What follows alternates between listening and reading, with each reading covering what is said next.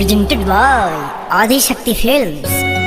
बिना देखे तेरी तस्वीर बना सकता हूँ, बिना मिले तेरा हाल बता सकता हूँ। हरे मेरी मोहब्बत में इतनी ताकत है कि तेरे आँख के आंसू अपनी आँख से निकाल सकता हूँ।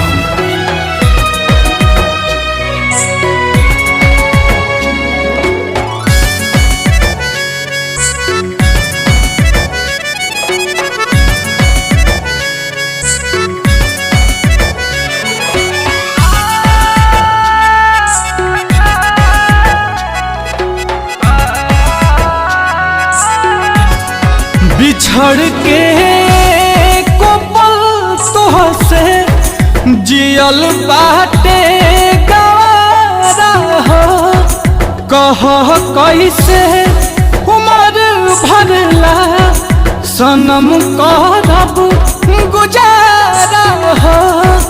रोता दिल बेचारा होई प्यार ना दोबारा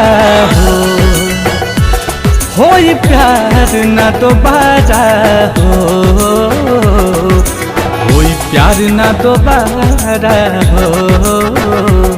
होई प्यार ना दोबारा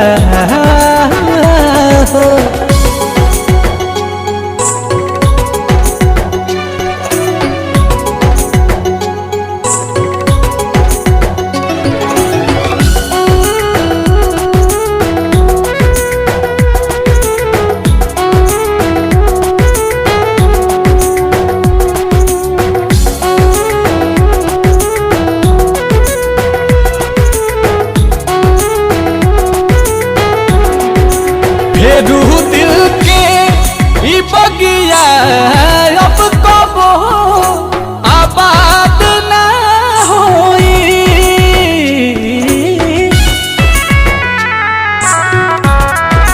सिवा तोहरा रहे ना प्यार कबो तहरा बात ना होई। अचानक के सब खत्म भई ना बुझ पैली सारा होई प्यार ना दोबारा होई प्यार ना दोबारा होई प्यार ना दोबारा होई प्यार ना दोबारा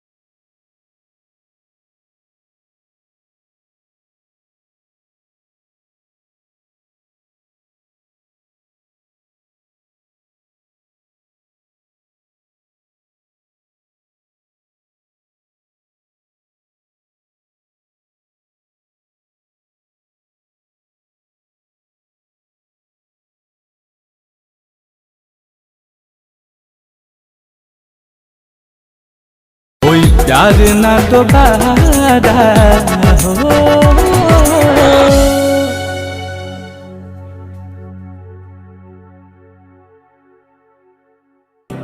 जिस व्यक्ति का दिल साफ होता है वही व्यक्ति सबसे ज्यादा रोता है। दुनिया बुरी है, मतलबी है तो होने दो, बस आप अपनों के लिए अच्छे और सच्चे